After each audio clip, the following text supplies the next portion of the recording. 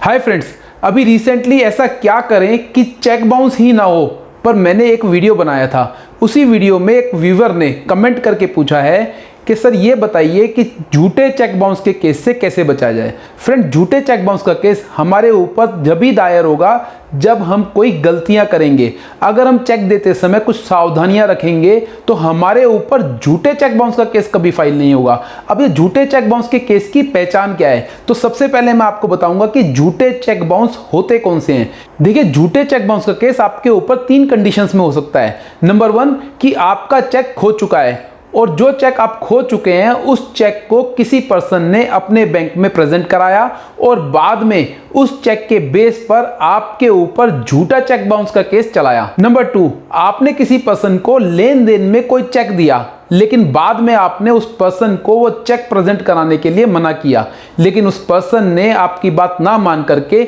उस चेक को बैंक में प्रेजेंट कराया और बाद में उस चेक को बाउंस करा के आपके ऊपर झूठा चेक बाउंस का केस चलाया। नंबर 3, आपने किसी को किसी काम के बदले में सिक्योरिटी के रूप में चेक दिया। वो काम पूरा करने के बावजूद भी वो पर्सन आपका सिक्योरिटी का चेक मिसयूज करता है और उस चेक को बैंक में बाउंस करा करके आपके ऊपर झूठा चेक बाउंस का केस चलाता है। फ्रेंड्स, इन तीनों कंडीशन में झूठे चेक बाउंस से बचने के लिए क्या क्या सावधानी लेनी है मैं आपको बताऊंगा। लेकिन इससे पहले मैं आपको एक बात जरूर बताना चाहता हूं कि चेक बाउंस का केस हमेशा एक तरफा चलता है। दोस्तों, जब चेक बाउंस का केस कोर्ट में जाता है तो वहां पर प्रिजम्पशन ले ली जाती है। अब प्रिजम्पशन से आप कहेंगे क्या मतलब है, इसको सिंपल भाषा में समझ लीजिए। जब भी आपके ऊपर कोई चेक बाउंस का केस फाइल होगा तो कोर्ट पहले से ही आपको एक प्रिजम्पशन लेकर के ये मान लेगी कि आपने जो चेक किसी पर्सन को दिया था वो किसी लायबिलिटी के लिए दिया था और आपने जानबूझकर वो चेक बाउंस कराया है। अब आपको ये प्रूव करना है कि ये चेक ना तो आपने उसको दिया था या फिर आपने जो ये चेक दिया था उसके बदले में जो आपकी लायबिलिटी थी वो आप पूरी कर चुके हैं या लायबिलिटी बनती ही नहीं है। अब पूरा का पूरा ओनस आपके ऊपर आ जाता है। अगर आप कोर्ट में जाकर के ये चीज प्रूव करेंगे तभी आप इस तरह के झूठे चेक बाउंस के केस से बच पाएंगे, नहीं तो आपको झूठे चेक बाउंस के केस के अंदर सजा हो सकती है। और दोस्तों, मैं यहां बताना चाहता हूं, चेक बाउंस केस के अंदर 2 साल की सजा हो सकती है। 2 साल के लिए आपको जेल में जाना पड़ सकता है और इसके अलावा जितना भी उस चेक के ऊपर अमाउंट लिखा होगा उसका डबल द अमाउंट आपको एज ए फाइन उस पर्सन को जिसने आपके ऊपर चेक बाउंस डाला है उसको देना पड़ सकता है। तो दोस्तों, चेक बाउंस का केस एक क्रिमिनल केस है और इससे बचने के लिए आपको हमेशा सावधानी बरतनी चाहिए। आज मैं आपको बताऊंगा कि ऐसी क्या क्या सावधानी बरतें कि आपके ऊपर झूठा चेक बाउंस का केस फाइल ना हो। तो सबसे पहले हम पहली कंडीशन पे बात करते हैं कि आपका चेक खो गया और किसी पर्सन ने उसी चेक को यूज करके आपके अगेंस्ट चेक बाउंस का केस डाल दिया। तो ऐसी स्थिति से बचने के लिए सबसे पहले ध्यान रखिए, जब भी आप बैंक से अपनी चेकबुक इशू कराते हैं अपनी चेकबुक का पूरा रिकॉर्ड आप मेंटेन कीजिए। मैंने लोगों को देखा है वो चेकबुक का रिकॉर्ड मेंटेन नहीं करते हैं और जनरली अपने चेक्स को ब्लैंक साइन करके अपने पास रख लेते हैं। ऐसी स्थिति में जब आपका कभी चेक खोएगा तो मैं आपको बता रहा हूं वो मिसयूज होगा ही होगा। आपको करना क्या है, कभी भी ब्लैंक चेक को साइन करके अपने पास नहीं रखना है और जितने भी आप चेक बैंक से इशू कराते हैं, जितनी भी चेकबुक के अंदर जितनी भी लीव्स होती हैं उनका पूरा रिकॉर्ड अपने पास मेंटेन रखिए। इससे क्या फायदा होगा दोस्तों, आप जब भी कभी ऐसा चेक देखेंगे आपकी चेकबुक में से मिसिंग है या नहीं मिल रहा है तो आप इमीडिएटली उस पर्टिकुलर चेक की कंप्लेंट पुलिस स्टेशन में दे सकते हैं और साथ ही बैंक के अंदर भी उस कंप्लेंट को साथ में लगा करके उस चेक की स्टॉप पेमेंट लगा सकते हैं। अब इसके बावजूद भी अगर किसी पर्सन ने उस चेक को बैंक में रिप्रेजेंट कराया और आपका चेक वो बाउंस हो गया तो आप क्या करेंगे, उसके ऊपर उस पर्सन के ऊपर इमीडिएटली एक कार्रवाई को शुरू कर देंगे। पुलिस को बताएंगे कि इस पर्सन ने जो मेरा चेक खो गया था वो मिसयूज करा है। अब उसके कोर्ट में जाने से पहले आप अपनी पुलिस कंप्लेंट को शुरू कर दीजिए और उसको पहले ही कोर्ट में ले जाइए। तो अब होगा क्या, आप उसको चेक बाउंस का केस डालने से नहीं रोक पाएंगे, लेकिन जब उस चेक बाउंस के केस के अंदर आप कोर्ट में जाएंगे तो कोर्ट को आप दिखा सकते हैं, देखिए ये चेक मेरा खो चुका था और इसकी पहले ही मैंने पुलिस में इंफॉर्मेशन दे दी थी और बैंक में भी इसकी स्टॉप पेमेंट लगा दी थी। जब इस पर्सन ने मेरे इस चेक को मिसयूज करके चेक बाउंस कराया, मैंने इसके ऊपर एक क्रिमिनल कार्रवाई ऑलरेडी शुरू कर दी है और वो केस अभी कोर्ट के अंदर पेंडिंग है। तो दोस्तों जब आप इतना कर लेंगे तो कोर्ट आपके केस का फैसला आने तक उस चेक बाउंस के केस के फैसले को कभी नहीं सुनाएगी। और अगर आपके केस के अंदर आप ये साबित कर देते हो कि ये चेक आपका खो गया था और इस पर्सन ने इसको मिसयूज करा है, तो उसको सजा होगी और आप उस चेक बाउंस के केस से बिल्कुल बाइज्जत बरी हो जाएंगे। फ्रेंड्स अब हम सेकंड कंडीशन की बात करते हैं कि आपने किसी पर्सन को अपने बिजनेस की ट्रांजैक्शन के अंदर या किसी लेन देन के अंदर कोई चेक इशू करा, बाद में वो बिजनेस ट्रांजैक्शन सक्सेसफुल ना होने के कारण या किसी और कारण से आपने उस पर्सन को वो चेक बैंक में प्रेजेंट कराने के लिए मना किया, लेकिन उस पर्सन ने आपके कहने के बावजूद भी उस चेक को बैंक में प्रेजेंट कराया। उसके बाद वो चेक बाउंस हुआ और उस बाउंस चेक के बेस पे वो कोर्ट के अंदर आपके अगेंस्ट चेक बाउंस का केस लेके गया। अब ऐसी कंडीशन से बचने के लिए आपको क्या सावधानी लेनी है? दोस्तों याद रखिए, जब भी आप इस तरीके से किसी पर्सन के साथ डील करते हैं और कोई चेक इशू करते हैं और बाद में आपको लगता है कि इस चेक को आपको प्रेजेंट नहीं करवाना है, तो इस तरह की कम्युनिकेशन को आप रिटर्न में कीजिए। हो सके तो उसको एक राइटिंग में लेटर को भेजिए।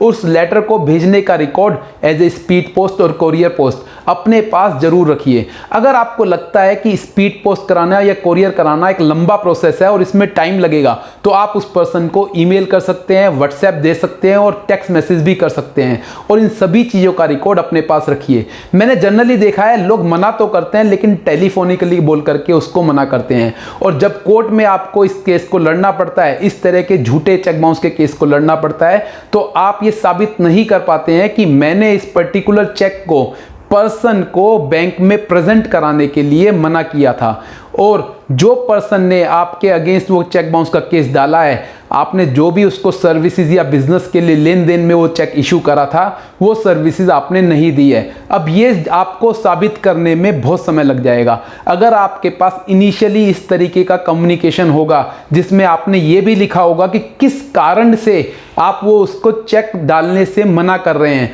तो आप कोर्ट में जाकर के अपनी बेगुनाही का सबूत दे सकते हैं और कोर्ट इसको कंसीडर करेगी और इस केस के अंदर भी आपके चेक बाउंस केस को जीतने के चांसेस बहुत बढ़ जाएंगे। फ्रेंड्स अब हम तीसरी कंडीशन के ऊपर बात करते हैं कि आपने अपने बिजनेस ट्रांजैक्शन के अंदर कोई काम करने के बदले में किसी पर्सन को सिक्योरिटी चेक इशू करा। जनरली हम अपने बिजनेस की लेन देन में किसी काम को पूरा करने के बदले में सिक्योरिटी चेक इशू करते हैं, लेकिन वो डील कैंसिल हो गई या आपने वो काम पूरे तरीके से खत्म कर दिया। अब आपका राइट बनता है कि वो सिक्योरिटी चेक आपको वापस मिल जाए, लेकिन सामने वाला पर्सन कोई बहाना बना करके आपको वो सिक्योरिटी चेक वापस नहीं करता है। जनरली मैंने देखा है कि इस तरह के केसेस के अंदर पर्सन इस तरह के चेक्स को दूसरे स्टेट में अपने किसी जानकार के पास भेज करके वहां पर चेक बाउंस का केस चलाते हैं, और ऐसी कंडीशन के अंदर आपको उस केस को लड़ने के लिए दूसरी स्टेट में जाना पड़ता है, और जब आपको दूसरी स्टेट में इस तरह के केस को लड़ना पड़ता है तो आपको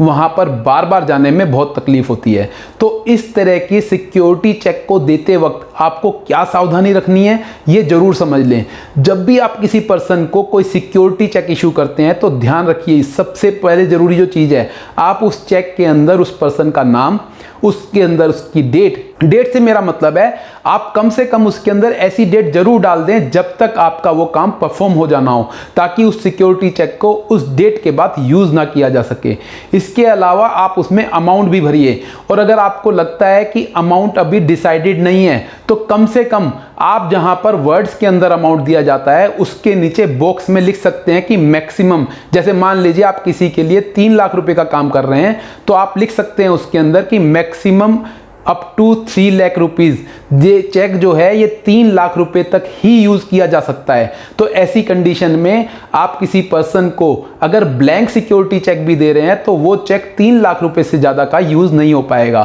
तो आप एक सबसे पहले अगर इतना करेंगे तो आप एक कंडीशन से ज़रूर बच जाएंगे कि वो चेक अगर फ्यूचर में कोई यूज़ करेगा तो वो पर्सन खुद ही यूज़ कर पाएगा, क्योंकि आपने उसके अंदर उसका नाम लिख दिया है, एक डेट आपने उसके अंदर डाल दी है, तो जिसके कारण कारण वो उस डेट से आगे उस चेक को यूज़ नहीं कर पाएगा। और अगर आपने ये सारी चीज़ें नहीं डाली हैं और आपने उसके अंदर एक मैक्सिमम अमाउंट लिख दिया है, तो आपको मालूम है कि ये चेक मैक्सिमम इसी अमाउंट तक यूज़ हो सकता है। तो इसके अलावा आप सिक्योरिटी चेक देते समय और क्या क्या सावधानी बरत सकते हैं, आप उस सिक्योरिटी चेक के बदले में एक एग्रीमेंट जरूर बनाइए कि आपने इस पर्टिकुलर वर्क के बदले में ये सिक्योरिटी चेक इस पर्सन को इशू करा है और ये पूरा वर्क खत्म होने के बाद ये पर्सन मेरे को ये सिक्योरिटी चेक जरूर वापस कर देगा, या फिर ये डील कैंसिल हो जाती है तो ये सिक्योरिटी चेक पूरे तरीके से खत्म माना जाएगा। इसके अलावा अगर आपको लगता है कि एग्रीमेंट करना पॉसिबल नहीं है, आप जो है बहुत जल्दी में हैं और आपको एग्रीमेंट करने में टाइम लगेगा जिसके कारण आपकी बिजनेस डील खराब हो सकती है,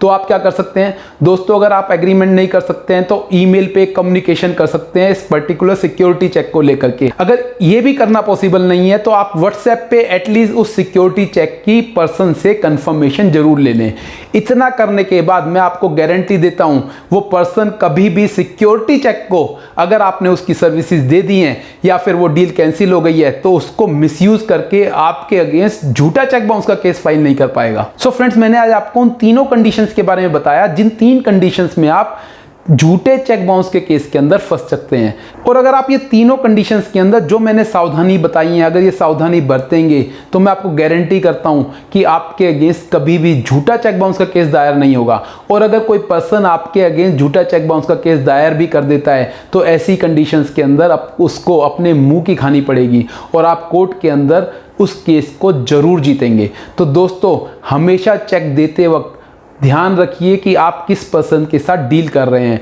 और कोशिश कीजिए सावधानी जरूर रखें। फ्रेंड्स, अगर आपका चेक बाउंस केसेस से रिलेटेड कोई भी प्रश्न है तो कमेंट बॉक्स में जरूर लिखें। मैं एडवोकेट योगेश अग्रवाल आपके कानूनी अधिकारों को लेकर के आपके साथ जुड़ता रहूंगा।